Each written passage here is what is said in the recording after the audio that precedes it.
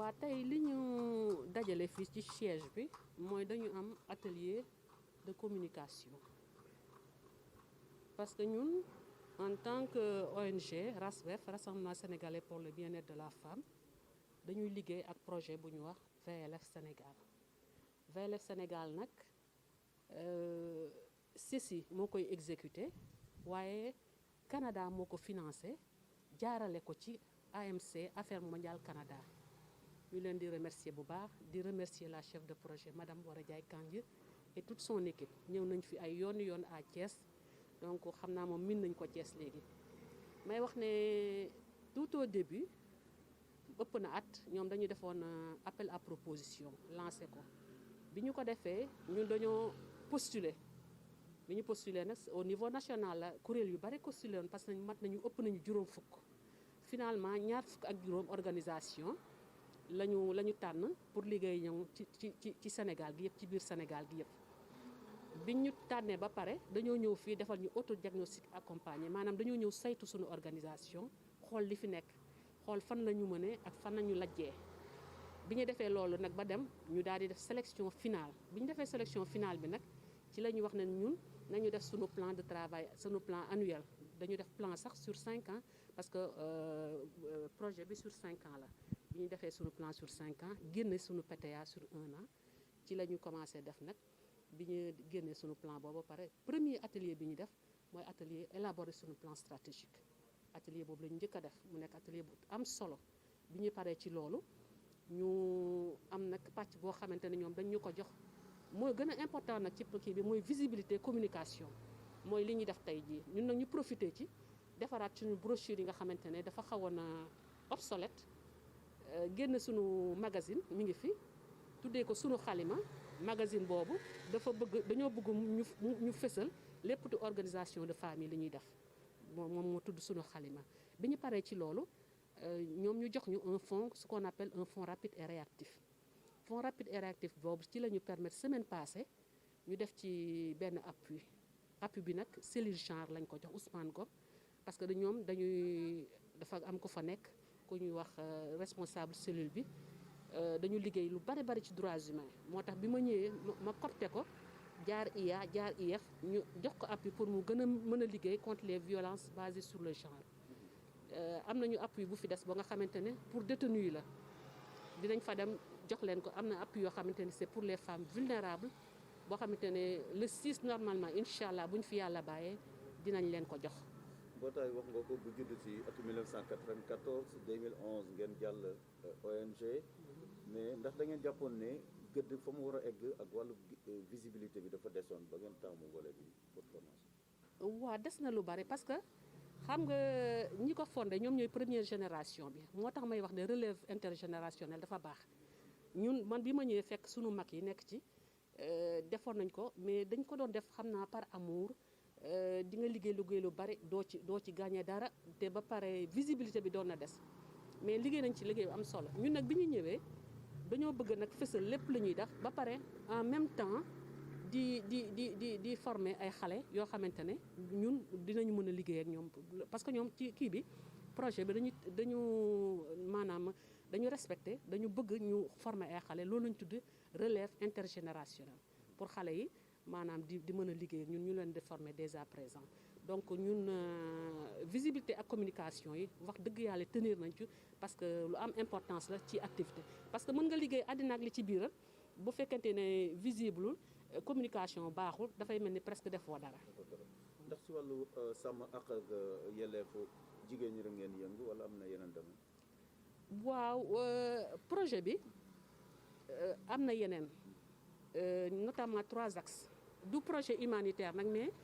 def nañ ci bi Covid bi duggee def nañu humanitaire dañoo def maanaam jaar ci rajo yi def communication bu baax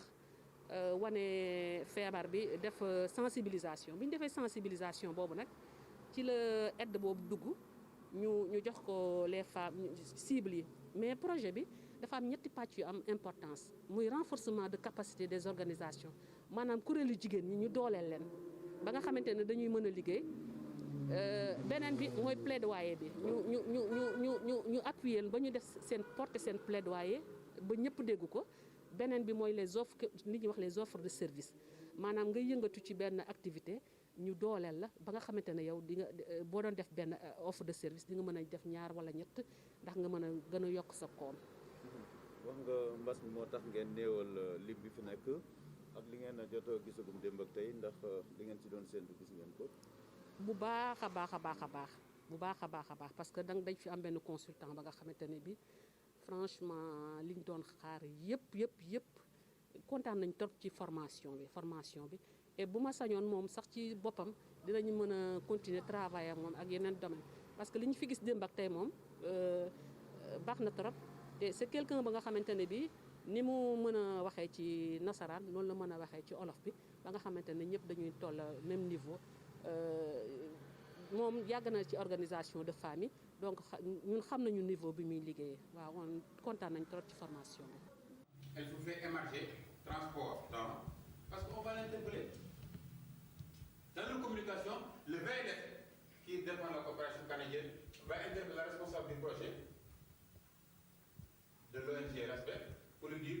comment vous avez géré cet argent-là, ce qu'on appelle l'efficience. Comment ça a été géré? L'efficacité, il y a ça. L'efficacité, c'est la méthode que vous avez effectuée pour travailler. Il y a l'efficacité, il y a l'efficience. C'est deux choses différentes.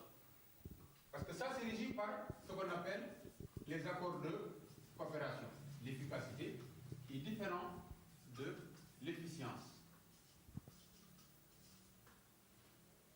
On est d'accord? Je donne l'exemple.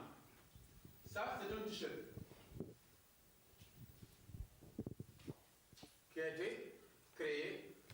pour les besoins du projet. On donne ça à tout le monde. Mais on nous console beaucoup de 10 ans lañ ko joxoon la ko. tàggat bi ngeen a tàmbalee démb ak tey jii ndax am na nan ngeen ko gisee. ok ndax tàggat bi ñu tàggat démb ak tey gis naa ne am na importance ndax tey jii dañ doon faral di def wàllum communication ndax tey jii da ngay gis nit ñoo xamante ne dañuy xëy rek di wax te xamuñu li ñuy wax alors que tey démb ak tey liñ fi jàngat ëpp na dayoo ndax non seulement communication boo koy def di nga xam yow lan ngay wax premièrement ak li ngay wax ci ñan nga ko war a jaarale ak tey jii ban kàddu ngay yëkkati pour ñooñu ngay waxal ñu dégg la loolu lépp tamit jàngat nañ ko ci communication bi ndax parfois da ngay ñëw di wax ak ay nit ñoo xamante ni da ngay lancer benn message alors que ñoom message bi ngay lancer non seulement yow ni nga ñëwee ñoom kiiyuñu la ci loolu alors que am na benn parole boo xamante ni moom nga war a njëkk a yëkkati pour ñoom ñu bàyyi la xel tey jii ci formation bi loolu lañ ko jàngatee mooy parole bi nga xam ni moom ngay yëkkati pour ñu bàyyi la xel à ce que yow message bi ngay lancer ñi ngi koy lancer mën koo dégg te tey jii booy wax ak ñooñu du question ni da ngay wax ak ñoom ci bopp mais da ngay waxal koo xamante ni li ngay wax da koy laal ci xol loolu tamit jàngat nañ ko fi démb ak tey. formateur wax na léegi ne jigéen mooy adduna mooy lépp. wax na sax jigéen bu baaxee jigéen ñëpp baax. mais bu xamee li mu war a xam. vraiment société bi day développé. ndax pare ngeen défi boobu ngeen relevé ko. waaw bien sûr pare nañ défi boobu. waaw pour relever ko ndax non seulement ndax jigéen bu ñu waxee jigéen non seulement mooy yaay mooy raq mooy mag loolu lépp dafa bokk ba pare jigéen mooy yor kër tamit te jigéen bu baaxee mën na ni kër gi baax na tey ji ay ndaw lañu waaw mais tey ji am na leen loo xamante ni bëgg nañ ko suñu àdduna te tamit bëgg nañ koo jiit moo tax li ñu gis dañ ciy bëgg a bokk pour loo xamante ni daf ñuy jëmale kanam mais tamit boo nekkee jigéen tamit teewul ne comme que man jigéen laa rek bàyyi ma toog ci kër gi kese lenn lu ñu lay laaj sax amaana doo ko mën di tontu mais bu fekkee ne yaa ngi def yenn yi di dugg ci yenn yi amaana di nga xam lenn loo xamante ne tey jii fuñ la fëgg rek di nga mën a wuyu ndax li ñuy wax comme jigéen baax na góor baax na tamit noonu la daal. lan ngeen di ñaax seen moom jigéen ñi bu ñuy nemmeeku ne toujours dañuy wax ne ay violence yu ñuy teg sur le genre mën na nekk góor mën na nekk jigéen mais jigéen ñoom dañ ko féetale toujours.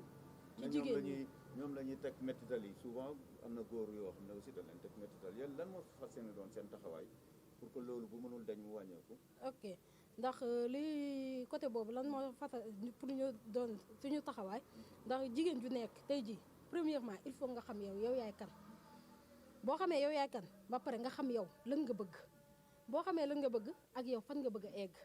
ndax tey jii ñett yooyu boo ko xamul mooy ça veut dire que yow da ngay dox di dem rek waaye xamoo yow lan nga bëgg non seulement mais non seulement yow jigéen ki boo xamee yow yaay kan ci fan nga bokk ak lan nga bëgg ak fan nga bëgg a egg tey jii am na métital yoo xamante ne nit du la ko sañ a def mais tey jii foo gis jigéen en général ñu koy def métital dafa fekk ni kooku amul objectif ci dundam amul objectif benn objectif bu leer naññ ci vie woo tey jii loolu moo tax même ci côté góor yi tamit am na violence yoo xamante ne dañ koy def tamit ci côté góor mais boo xoolee ci côté jigéen ñi la ëppee loolu moo tax à chaque fois bu ñuy def lutte dañ koy jëmale ci jigéen ñi pour rek gën a jàppale jigéen ñi pour jéem leen a jox benn courage bi ndax non seulement jigéen la mais tey rek il faut mu am benn support boo xamante ni moo koy permettre à ce que mu am courage bi ba yenn yi mu mun a am fit def ko ba pare en général tamit li yàq deru jigéen dafa yomb ndax boo amee sa mën-mën ak sa fit di def yenn liggéey yi wala ngay liggéey pour daan say dool pour wut xaalis da ngay gis di nga ci dégg lu nekk loo xamante ni dañ la koy wax mais tey jii yow sa jëm bopp boo xamee yow yaay kan ak lan nga bëgg a egg tey jii doo considérer li nit ñi di wax mais yow sa bëgg-bëgg ci loolu ngay dox. On a passé notre organisation pour voir nos forces et nos faiblesses. Finalement, on a été présélectionné et on a fait notre plan de travail annuel. Dans ce premier plan de travail annuel, on a eu un atelier pour élaborer notre plan stratégique, le plan stratégique de l'ONG. Ensuite, il y a eu une importante partie pour la communication, visibilité et communication. C'est dans ce cadre que nous avons élaboré nos brochures pour la visibilité et nous avons sorti un magazine qui s'appelle Sunu Khalima pour mieux mettre en exergue les activités des organisations féminines de la société civile. Ensuite, il y a cet atelier de renforcement aujourd'hui qui nous réunit et on est en train de former les membres de notre organisation en communication. Et justement, plus de visibilité, la communication dans une ONG. Est-ce que vous en êtes à votre première, disons, session de formation en communication? Non, il y a d'autres partenaires qui avaient fait des ateliers, mais ce format-là est assez spécifique parce qu'on a un appui technique et financier de VLS Sénégal et on a un très bon animateur, un très bon consultant. Franchement, nous sommes très satisfaits de cet atelier et je sais qu'au sortir de cet atelier, on va vraiment suivre les consignes qui ont été données ici. Vous savez, il y a beaucoup de papiers, d'appui qu'on nous a donné, mais au sortir de cet atelier, c'est la chose qu'on va faire très rapidement, c'est les partager avec tous les partenaires. Nous allons essayer aussi de rendre visibles toutes nos activités. Je pense que c'est la finalité de cet atelier. Présentez-nous justement le RASBEF. Voilà, le RASBEF, comme j'ai l'habitude de le dire, c'est une vieille association qui est née en 1994. Donc, mais elle est à Diakhao avec la présidente qui est là, fondatrice, qui est une médiatrice pédagogique. Ensuite, on a cheminé avec un peu de difficulté quand même. Mais finalement, en 2011, nous sommes passés en ONG. Et depuis, le RASBEF s'est consolidé avec beaucoup de personnes ressources. Donc, l'année dernière, ça fait 1 an et demi, maintenant, on est en partenariat avec le VLF Sénégal. Et quels sont vos domaines d'intervention? Les domaines d'intervention sont multiples. Parce que moi qui vous parle, je suis environnementaliste. Donc, il y aura beaucoup d'activités d'environnement. Au tout début des activités, le RASBEF était une association de lutte contre la pauvreté. Nous travaillons beaucoup avec les femmes vulnérables. Donc, nos cibles sont des femmes vulnérables, c'est les détenus. Nous travaillons aussi avec des écoles, des CM, à travers notamment le CM Ousmane Ngom. On a appuyé la semaine dernière le CM, on a donné un petit appui pour la cellule genre et nous comptons continuer ce travail avec les cellules genre pour lutter contre les violences faites aux femmes ici à Thiès.